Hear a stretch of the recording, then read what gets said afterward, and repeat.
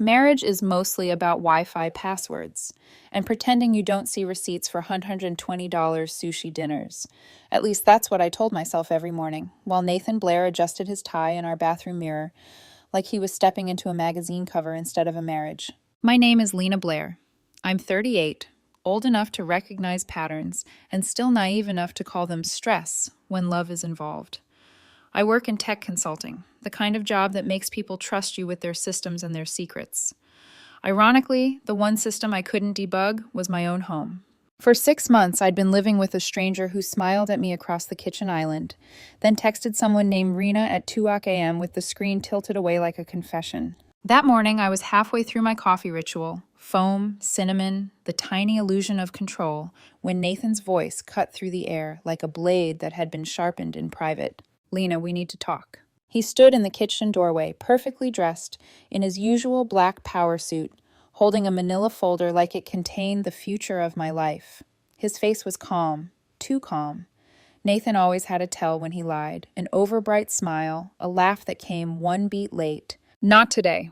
About what? I asked, already hearing my own heartbeat in my ears. About our financial future, he said, setting the folder on our granite countertop.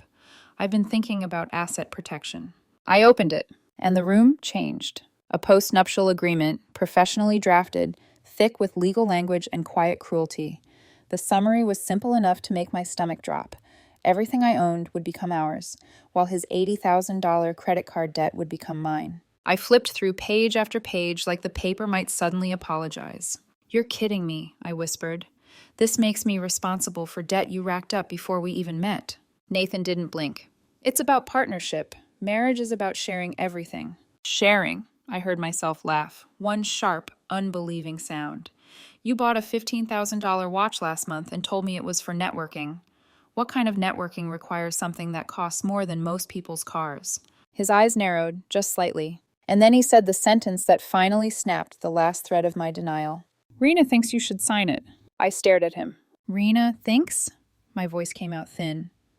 Who the hell is Rena, Nathan? The silence between us stretched, tight as wire. And in that silence, I realized something terrifying. This wasn't a conversation. It was a trap. And I was standing right in the middle of it. Before I tell you what happened next, before I tell you how a stack of paper turned into a war, you need to understand who I was before I started doubting my own reality. I'm Lena Blair, 38, and my whole life has been built on one simple skill, noticing what other people miss. I'm a tech consultant. Not the glamorous kind you see in movies. No glass-walled offices and dramatic speeches. I'm the woman who gets called when a company's systems are failing and everyone is panicking. I fix printers that refuse to cooperate. I rebuild networks after someone clicked a link. I teach executives how to stop using the same password for everything, then watch them do it anyway. My face, people say, looks reliable. The kind of face that screams, she won't cause trouble, she'll handle it. And for most of my life, I did. That's what made my marriage so confusing, because from the outside, it looked stable, comfortable, normal. 3 years married, 1 year engaged, a townhouse with a granite kitchen island that made us feel like we'd made it. The kind of home where you can host dinner parties and pretend you're not quietly counting who contributes more. I met Nathan at a corporate event. One of those networking mixers where everyone holds a drink they don't want and laughs too loudly at jokes that aren't funny. I was there because a client dragged me along. Nathan was there because he lived for those rooms. He worked in HR at Morrison & Associates, the kind of company where people talk about culture like it's a product you can buy. He was sharp, polished, and charming in a way that felt practiced, but not fake, not at first. He noticed me standing alone, scrolling through my phone like it was a shield, and he came over with a smile that made me look up. You hate these events too? He asked. I hate pretending I don't, I said. He laughed, real laughter, warm and unguarded. And that was the moment I made the first mistake. I trusted the sound of it. Nathan pursued me in a steady, confident way. Not intense enough to scare me, not distant enough to make me chase. He texted good morning.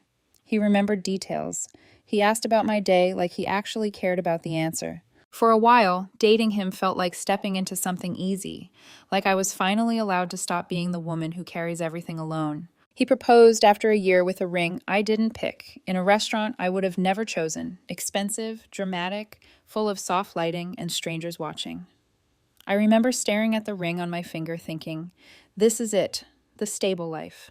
And for the first year or two, it was. We had routines, Sunday groceries, quiet nights on the couch, shared Netflix accounts and inside jokes. He'd come home and vent about coworkers. I'd tell him about clients who treated me like tech support and emotional support at the same time. But the thing about red flags is they rarely arrive screaming. They arrive whispering. Nathan always liked expensive things. Watches, shoes, dinners that came with tiny portions and big bills. At first, I told myself it was harmless. He worked hard. He liked looking successful. Then little harmless things started stacking up. A gym membership he talked about constantly, that I never saw him use. Work dinners that ran late, but didn't match the company calendar invites. New friends I'd never met, whose names appeared in casual stories like they'd always been there. And his phone. It became a second body part, always face down, always in his hand, always pulled away from my view with a smoothness that was almost artistic. I didn't confront him at first, because I didn't want to be that wife, the paranoid one, the insecure one, the woman who ruins her marriage because of a feeling.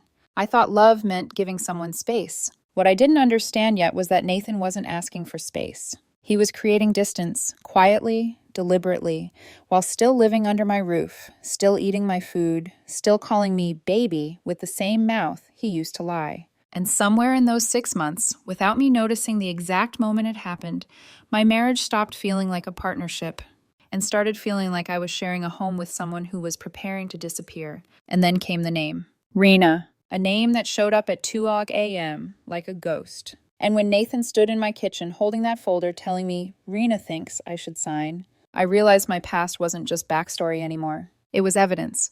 Once you notice the first crack, it's impossible to stop seeing the rest. After the post-nuptial folder appeared in our kitchen, like a loaded weapon, everything I'd brushed aside for 6 months suddenly rearranged itself into a pattern I couldn't unsee. Nathan didn't push the agreement again that day. That was deliberate. He knew pressure worked better when it simmered. Instead, he acted normal, too normal. He kissed my cheek before work, asked if I wanted Thai or Italian for dinner, texted a heart emoji like punctuation.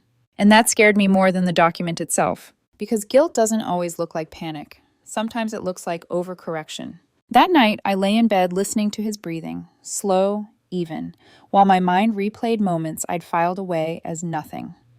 The nights he came home smelling like a cologne he didn't own, the credit card alerts for restaurants I'd never heard of, the way his friends suddenly felt like strangers who knew things about me I'd never told them. I started paying attention. When Nathan said he was working late, I checked Morrison & Associates' public calendar. No late meetings, no after-hours events. When he claimed he'd been going to the gym every morning, I casually asked which trainer he liked. He hesitated, just long enough. "I don't really talk to them," he said.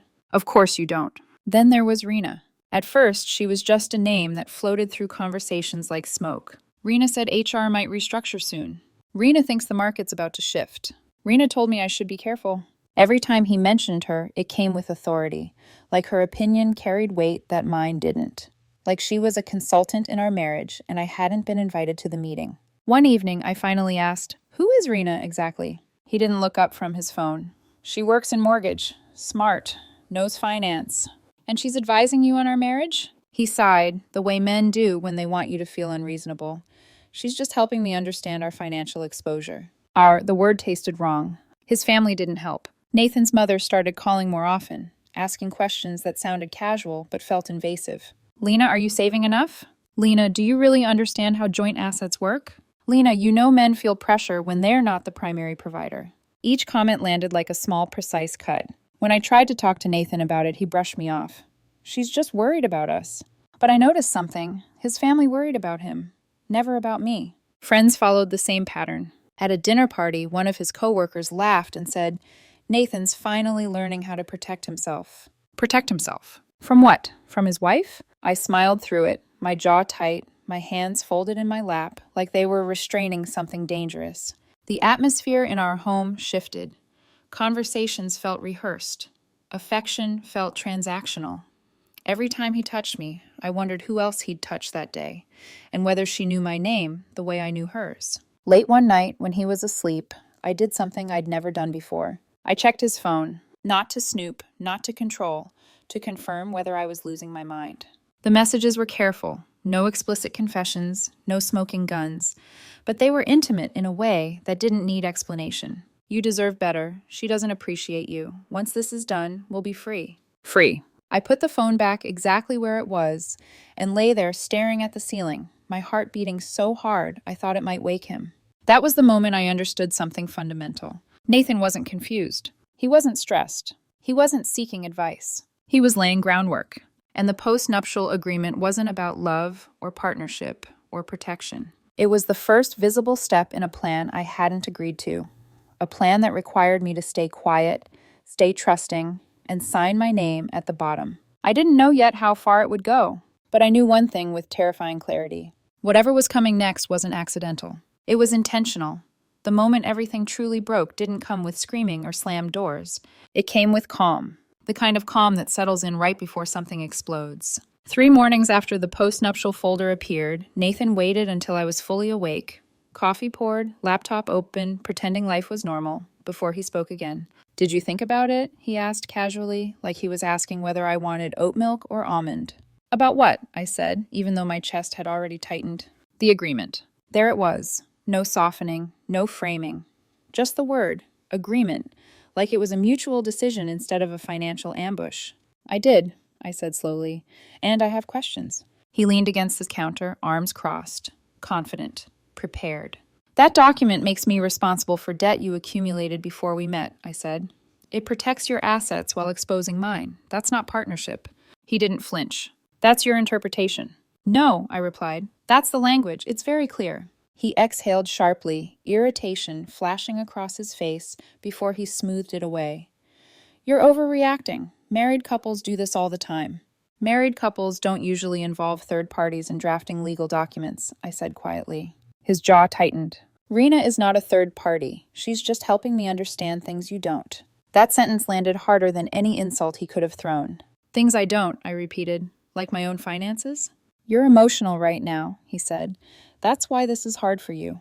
There it was. The dismissal, the framing, the subtle implication that my reaction, not his actions, was the problem. I stood up slowly, walked around the kitchen island, and faced him directly. "Tell me the truth," I said. "Are you sleeping with her?" The air between us froze. For a second, I thought he might deny it, that he'd laugh, scoff, call me paranoid. Instead, his silence stretched, too long, too heavy. Then he said, "That's not what this is about." And just like that, the answer became painfully clear. "So that's a yes," I said. He looked away. "Lena, don't," I cut in.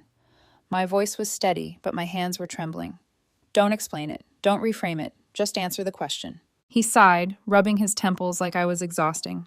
"It's complicated." I laughed. Not softly, not politely, a sharp, disbelieving sound that surprised even me. "Complicated," I echoed. "You're cheating on me, trying to transfer your debt onto me, and you think complicated covers it?" He straightened, irritation hardening into something colder. "If you really loved me, you'd sign it." The words hit like a slap. "If I really loved you," I repeated, "you've been lying to me for months." "I've been protecting myself." "By stealing from me?" That's when he crossed his arms, the same defensive posture I'd seen 100 times, and said the sentence that shattered whatever hope I had left. "Rena thinks you'll calm down once you realize this is best for both of us." I stared at him. "Rena thinks." Something inside me snapped, not loudly, not dramatically, but cleanly, like a cable being cut. I reached for the folder. Nathan's eyes flickered with alarm. "What are you doing?" I opened it again, flipping through the pages one last time, not with confusion, but with clarity. Every clause screamed the same message. "You pay. He walks away clean." "You know what's ridiculous?" I said, my voice almost calm, thinking I'm stupid enough to sign this. I tore the document in half. The sound, paper ripping, was louder than I expected. Final. Irreversible. "Lena!" he shouted.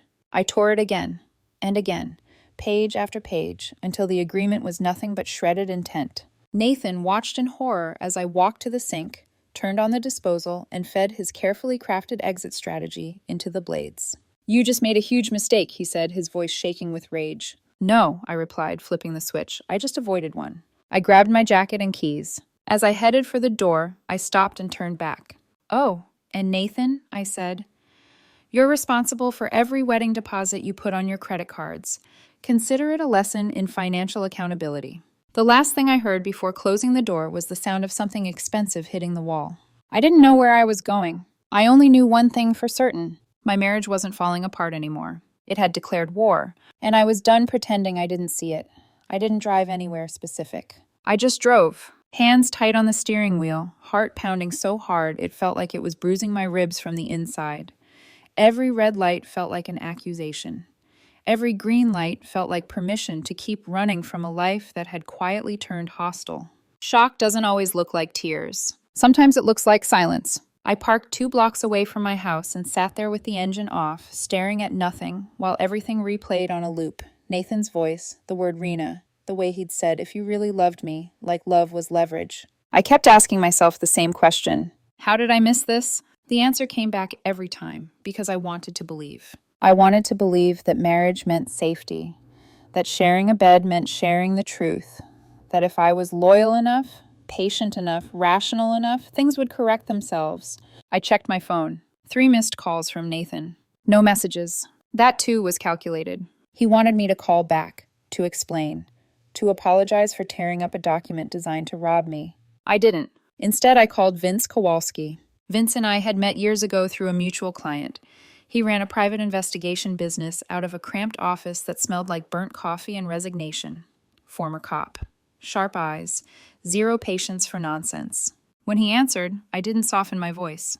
Are you working? I asked. There was a pause. Lena, you okay? No, I said, and I need help. I showed up at his office 3 days after the postnuptial incident, still moving like someone whose nervous system hadn't caught up with reality.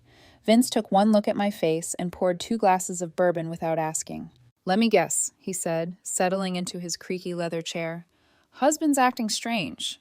You confronted him. Now you're wondering if you're paranoid or if he's up to something. Both, I said. I told him everything. The folder, the debt, the name, the late nights, the way my own marriage had started to feel like a negotiation I never agreed to. Vince listened without interrupting, occasionally nodding like he'd heard this story 100 times, because he probably had. You want to know what he's really doing? He asked. I want to know if I'm married to a stranger, I said, or if I've just been gaslighting myself. In my experience, Vince replied, those two aren't mutually exclusive. He pulled out a yellow legal pad. Give me everything, he said. Phone calls, schedules, expenses, names. For the next hour, I laid out 6 months of behavior that had once felt confusing and now felt damning. The gym membership that never got used. The credit card charges for restaurants I'd never been to. The friends who knew details about my life I'd never shared. And Rena. She works at his company, I said. Mortgage department. Apparently gives legal advice on postnuptial agreements. Vince underlined her name twice. Mortgage brokers don't usually moonlight as family law experts, he said. There's something else going on. That night, we sat in Vince's beat-up Honda across the street from Morrison and Associates, watching employees filter out of the building. It felt surreal, like I'd stepped into a low-budget detective show starring my own worst decisions. There, I said quietly, pointing to a man exiting the main doors. Rena, real name Aaron Rena Mendoza, looked exactly like I'd imagined. Perfect hair, tight suit, confidence dialed up just enough to cross into arrogance. She walked like she'd never been told no by anyone who mattered. Classic, Vince muttered. Bet she drives something flashy. Right on cue, she walked up to a custom BMW with flames painted on the sides. The license plate read 1 Rena. I let out a short laugh. It's like she's mocking reality.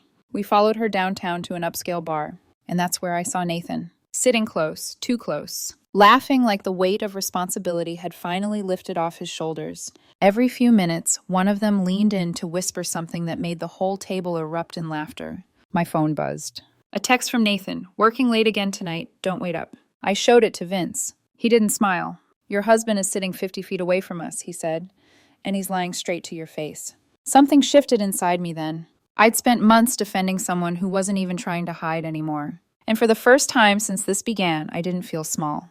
I felt clear. The next morning, I woke up to find my car keyed, scratched across both sides in angry, uneven letters. Liar. Loser. Vince examined the damage later that day. This is personal, he said. Whoever did this knows you, knows where you live. Rena, I said, or Nathan. Vince looked at me. The question is, what are you going to do about it? I stared at the ruined paint, the message meant to intimidate me. And I felt something unfamiliar settle in my chest. Resolve. I'm done playing defense, I said. Vince smiled. Good, he replied. Then let's do this the smart way, and the legal way. I didn't know it yet, but that moment, standing beside my damaged car, was the end of the woman who begged for honesty. And the beginning of the woman who documented everything.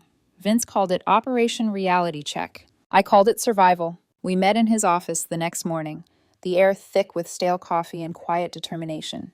He spread photographs across his desk like cards in a losing hand, images I hadn't seen yet, but somehow already knew.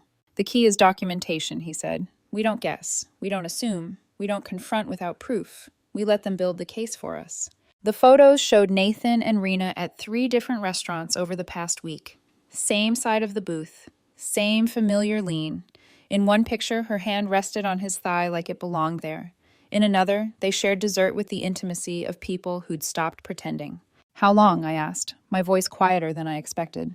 At least 3 months, Vince said, probably longer. My stomach tightened, but I didn't cry. Not anymore. Grief had hardened into focus. And there's more, Vince added, sliding a printed report toward me. I ran a background check on Rena. 2 bankruptcies, a foreclosed condo, nearly $60,000 in outstanding debt. I stared at the numbers, my mind clicking into place. The postnuptial agreement, I whispered, was never about protecting your marriage, Vince said. It was about dumping her debt onto you. Your husband wasn't just cheating. He was trying to make you the financial exit plan. The realization didn't hurt the way betrayal usually does. It clarified. Okay, I said finally. What's next? Vince smiled slowly. We let them feel consequences. Step 1 was simple. I canceled everything. The internet, cable, streaming services, the gym membership Nathan never used, the phone plan he stayed glued to, the credit card I'd added him to 2 years ago when I thought marriage meant shared trust. By the time he got home that evening, he was digitally homeless. Lena, he yelled from the living room. What did you do to the Wi-Fi? I didn't do anything, I called back from the kitchen. I just stopped paying for it. He stormed in, holding his phone like evidence. My phone isn't working either. That's strange, I said, glancing at my screen. Mine works fine. He stared at me, realization dawning. Maybe Rena can add you to her plan, I added casually. The look on his face was worth every canceled subscription. Step 2 came from Vince's contacts. Rena's gym, an expensive place she bragged about but apparently treated like a personal photo shoot, had security footage. Flexing, posing, blocking equipment while filming herself, other members visibly annoyed. This is gold, Vince said, editing the clips. We don't accuse. We let the internet do what it does best. We uploaded the footage to a burner account and tagged the gym's official page. Within hours, comments flooded in. Complaints, screenshots. Someone recognized her. By the next day, gym management politely asked her to find another facility. Step 3 was messier. Rena's BMW, the one with flames and ego, was always parked in the same spot outside her apartment. Vince and I waited until after midnight, when the city softened into shadows. We didn't damage the car illegally. We made a statement. Shrimp from the grocery store deli went into the exhaust. Superglue sealed the door locks. And across the hood, in bright red spray paint, we wrote, Homewrecker. The next morning, I drove past just in time to see her standing beside the car, phone pressed to her ear, screaming at the universe while flies gathered. I felt nothing. No satisfaction, no guilt. Just completion. But the real escalation, the one that cracked everything open, came from inside Morrison & Associates. Vince had a contact in accounting. Office gossip traveled faster than official emails, and apparently Nathan and Rena hadn't been nearly as discreet as they thought. An anonymous tip went to the company's ethics hotline. Photos, dates, times. Within a week, both of them were called into separate HR meetings. Office relationships are against company policy, Vince explained, especially when one party has access to sensitive financial or employee data. My stomach sank as he continued. Looks like Rina was approving mortgages she shouldn't have. And your husband? He paused. He's been feeding her confidential HR information, salaries, credit histories. The betrayal deepened, not just of me, but of everyone around them. That evening, Nathan came home looking like someone had unplugged him. His suit was wrinkled, his smile gone. We need to talk, he said. About what? I asked calmly. Your girlfriend's car trouble? I heard someone vandalized it. His eyes searched my face, calculating. Lena, I made mistakes, he said, but we can fix this. Fix what? I asked. The affair? The lies? The attempt to transfer debt onto me? Or the fraud investigation at your office? His face went pale. How do you know about that? I know everything, I said. The question is, what are you going to do? He stepped closer, voice softening. You know I love you. Rena was just a mistake. I pulled out my phone and hit play. His confession, recorded minutes earlier, filled the room. You recorded me? He whispered. I document everything now, I said. It's amazing what people say when they think they're still in control. His desperation turned to fury. You think you're so smart, he spat. You have no idea what you're dealing with. Actually, I replied, steady as stone, I do. He grabbed his jacket and stormed out. This isn't over, he shouted. I didn't raise my voice. Yes, I said quietly, it is. 2 weeks later, Vince called. Your husband's friends are turning on him, he said. Rena, too. Everyone's scrambling to be on the winning side. Screenshots flooded social media. Vague posts, karma memes, none naming names, but everyone understood. Rena was fired. Nathan was suspended pending investigation. And suddenly, the people who'd whispered behind my back were whispering about them instead. I should have felt victorious. Instead, I felt done. Because when the noise fades and the damage is tallied, escalation isn't about revenge. It's about watching the truth finally stop hiding. And realizing you don't need to scream to be heard. You just need proof. The night everything finally collapsed wasn't loud. It was quiet in a way that felt unnatural, like the air itself was holding its breath. I was working late in my home office, the house dim except for the glow of my laptop, when my phone buzzed. Another notification. Another headline. Another stranger's comment dissecting a story that used to be my life. Rena fired. Nathan suspended. Fraud investigation ongoing. People online were laughing, sharing memes, treating it like entertainment. I closed my laptop. For the first time since this began, I felt hollow. Not angry, not vindicated. Just exhausted. 3 years of marriage, reduced to screenshots and speculation. I walked through the house slowly, touching things I'd once chosen with care. The couch we argued over, the picture frames now face down, the bedroom that smelled faintly of a cologne I never wanted to smell again. This was the cost no one talked about. Not the money, not the reputation. The grief of realizing you built a life with someone who never planned to stay. My phone rang. Vince. There's something else, he said, and his voice was lower than usual. Rena's been asking around about you. A cold weight settled in my chest. Asking what? Where you go? Who you talk to? She's angry. Blames you for everything. I pressed my fingers to my temple. What does that mean? It means you need to be careful. After we hung up, I sat on the edge of my bed and stared at the floor. For the first time, fear crept in. Not fear of heartbreak, but of escalation beyond control. An hour later, I heard it. A dull metallic sound outside. I froze. Then another, sharper this time. I moved to the window and pulled the curtain back, just enough to see my driveway. Rena stood there, holding a baseball bat. She swung it into my windshield like she was trying to erase me from existence. Glass shattered. The sound echoed through the street. My hands shook as I called 911, then hit record on my phone. She was screaming now, words slurred with rage. This is all your fault, she shouted. You ruined my life. She dented the hood, spray-painted profanity across the doors. So focused on destruction, she didn't notice the police cruiser pulling up behind her. Freeze! Drop the weapon! She turned, bat still raised, wild-eyed, like someone who'd crossed a line and couldn't find her way back. For one terrifying second, I thought she might charge them. Instead, she dropped the bat and collapsed into sobs, screaming my name like a curse. I waved from the window, I told Vince later, like this was just happening.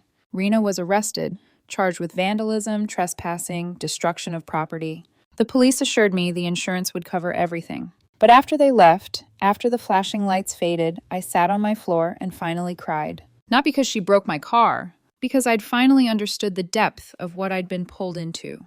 This wasn't just infidelity. It was obsession, manipulation, a web that had wrapped around my life without my consent. I didn't sleep that night. I watched the sun rise from my kitchen window and felt smaller than I had at any point in this nightmare. What if she came back? What if Nathan did? What if winning came with consequences I couldn't undo? For the first time, I wondered if fighting back had been a mistake. That thought scared me more than the bat ever could, because it meant I was still doubting myself, still shrinking, still letting fear decide my shape.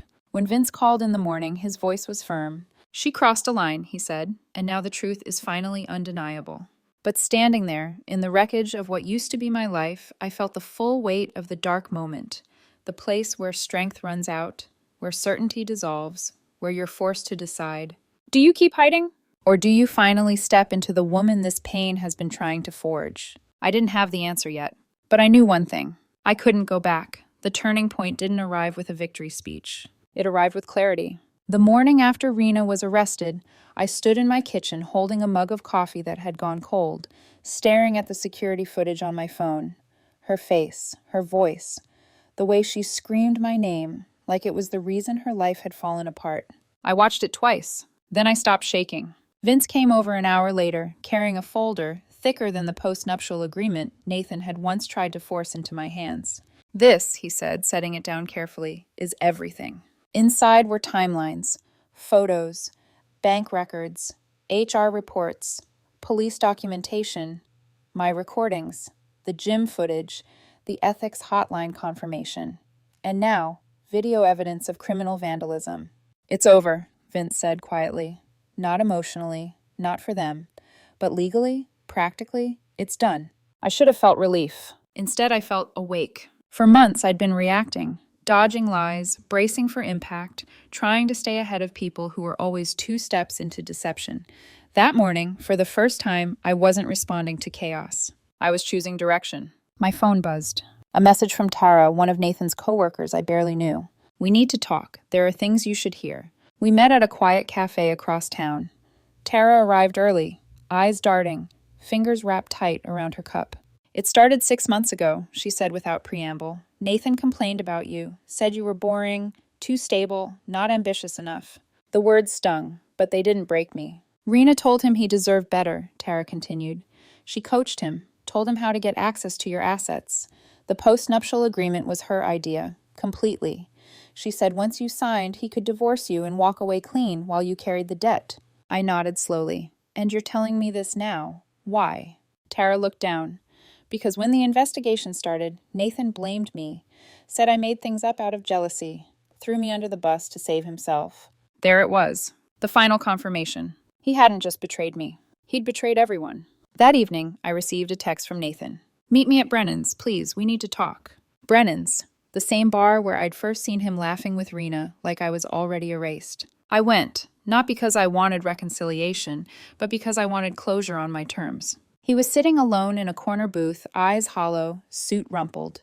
For a moment, he looked like the man I'd married. Then he opened his mouth. I ended it with her, he said quickly, as soon as I realized who she really was. I didn't sit. What kind of person is that? I asked. A manipulator, he said. She took advantage of me when I was vulnerable in our marriage. I almost laughed. Vulnerable? I said. You were planning to steal my assets and disappear. That's not vulnerability. That's intent. He reached for my hand. I stepped back. We can fix this, he pleaded. Counseling. A fresh start. I pulled out my phone and showed him the video, Rena smashing my car, screaming his name. She committed a felony because I exposed your affair, I said. You think therapy fixes that? She's not my girlfriend, he said weakly. Then why did she destroy my property for you? He didn't answer. I stood. Our marriage ended the moment you chose deception over honesty, I said. I didn't lose you. I escaped you. As I walked out, I felt something lift. Not dramatically, not triumphantly, but permanently. 3 days later, the real shift came. Nathan and Rena showed up at my house together, pounding on the door, shouting, desperate. I didn't open it. I called Vince, then 911. Then I turned on every camera. They confessed, out loud, on record. The fraud, the plan, the manipulation. Rena tried to force the lock. Nathan begged. When the police arrived, Rena was arrested again, this time for breaking and entering. Nathan wasn't arrested, but he was questioned for hours. After they left, the house was silent. I sat on my couch, surrounded by evidence, and realized the truth that finally set me free. I didn't need revenge. I didn't need apologies. I needed distance and the courage to choose myself without asking permission. That was the moment power shifted, not to anger, to certainty. The fallout didn't happen all at once. It arrived in waves, quiet, relentless, and irreversible. 3 days after the police hauled Rena away from my backyard, the first call came. Then another, and another. People who hadn't checked on me in months had suddenly wanted to understand my side. Former friends, coworkers, even relatives who had once smiled politely while questioning my tone and my reaction. I listened. I didn't explain, because the truth no longer needed my voice. It was speaking for itself. Rena was formally charged with vandalism, breaking and entering, and destruction of property. The video of her trying to break into my home, face clear, voice unmistakable, spread faster than gossip ever could. Local news outlets picked it up, focusing on the mortgage fraud investigation and her history of financial misconduct. Her name became synonymous with recklessness. Nathan's wasn't far behind. Morrison and Associates terminated him a week later. The internal audit found enough evidence of policy violations, confidential data sharing, conflict of interest, complicity, to make his position indefensible. The man who once lectured me about asset protection left the building with a cardboard box and no references. His family stopped calling, not out of loyalty to me, but out of self-preservation. I heard through a mutual acquaintance that his mother told people, "We didn't raise him to do this," as if disbelief could rewrite reality. His sister unfriended him on social media. His father refused to take his calls. For the first time since I'd known them, they weren't pressuring me to forgive. They were distancing themselves from him. The irony wasn't lost on me. Nathan tried once to reach out. A long email, apologetic, ramblings, full of phrases like, "I never meant for it to go this far and I was under a lot of pressure." I didn't reply. Not because I was angry, but because nothing he said required my response anymore. Then came the legal part. With evidence of infidelity, attempted financial coercion, fraud involvement, and recorded confessions, the divorce was efficient. His lawyer advised him not to contest anything. He left the marriage with his personal belongings and his debt. The house stayed mine. The car, once vandalized, now repaired, stayed mine. My accounts were untouched. My name was clean. When I signed the final papers, I didn't feel victorious. I felt light. Rena's friends turned on her publicly. Posts about toxic people and karma flooded timelines. The same women who once laughed beside her now distanced themselves like proximity was contagious. One message, forwarded to me by Vince, stuck out. "I can't believe I trusted her. She used everyone." I closed the screenshot. Because that sentence wasn't about Rena anymore. It was about Nathan too. A week later, Vince and I met in his office one last time. He leaned back in his chair, arms crossed, a rare smile breaking through his usual reserve. "You know," he said, "when you first came in, I thought this would be another quiet cheating spouse case. Messy, but forgettable." "And now?" I asked. "Now?" He chuckled. "This is the case I'll tell stories about, not because of what they did, but because of how you handled it." I thought about that on the drive home, how I'd never screamed, never begged, never tried to win people back. I'd simply stopped absorbing damage. That was the part no one expected. Nathan didn't spiral dramatically. He faded, moved out, took a temporary job, told people a version of the story where he was misunderstood. Some believed him. Most didn't. Rena, on the other hand, had no such luxury. Bail was set high. Her name was flagged. Employers stopped calling back. The system she'd tried to manipulate closed around her with quiet precision. One night, sitting alone in my living room, I realized something strange. I wasn't waiting anymore. Not for apologies. Not for explanations. Not for closure from people who had proven they didn't deserve access to me. Their downfall hadn't required my participation. It had only required the truth. And that truth, documented, recorded, undeniable, had done all the work I once thought I'd need anger to accomplish. I poured myself a glass of wine, sat back, and felt something I hadn't felt in a very long time. Peace. Not the fragile kind. The permanent kind that comes after you stop negotiating your worth.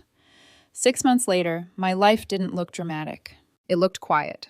And that was the victory. Rena was sentenced to 4 years in prison for mortgage fraud, breaking and entering, and destruction of property.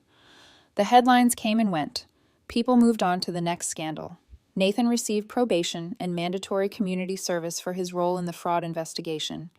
He moved back in with his parents and took a job at a call center, earning a fraction of what he once made while lecturing me about financial balance. I kept the house. I kept my car. But more importantly, I kept my name intact. I didn't replace my marriage with another relationship. I didn't rush to prove anything. I replaced it with silence, boundaries, and mornings where I no longer felt watched in my own home. Sometimes I still think about the woman I was before all this happened, the one who believed love meant patience without limits, trust without verification, and sacrifice without receipts. I don't judge her. She did the best she could with the information she had. But I'm not her anymore. Now, when someone tells me, if you really loved me, you would, I hear what they're actually saying. If you really loved me, you'd accept being diminished. And I don't. What I learned is this. Betrayal doesn't always arrive screaming. Sometimes it wears a suit, smiles over dinner, and asks you to sign a document for the future. Strength doesn't always look like revenge. Sometimes it looks like evidence, restraint, and the courage to walk away without needing applause. And justice? Justice doesn't always come quickly, but when it comes quietly, through consequences people create for themselves. Nathan and Rena thought I was weak because I was calm. They thought I was naive because I trusted. They were wrong. I didn't win because I was smarter, richer, or crueler than them. I won because I refused to let bad people write the ending of my story. And if there's one lesson I hope you take with you, it's this. Never confuse kindness with permission. And never sign away your worth, emotionally, financially, or legally, for someone who's already planning your exit. My story didn't end with revenge. It ended with freedom. And that was more than enough.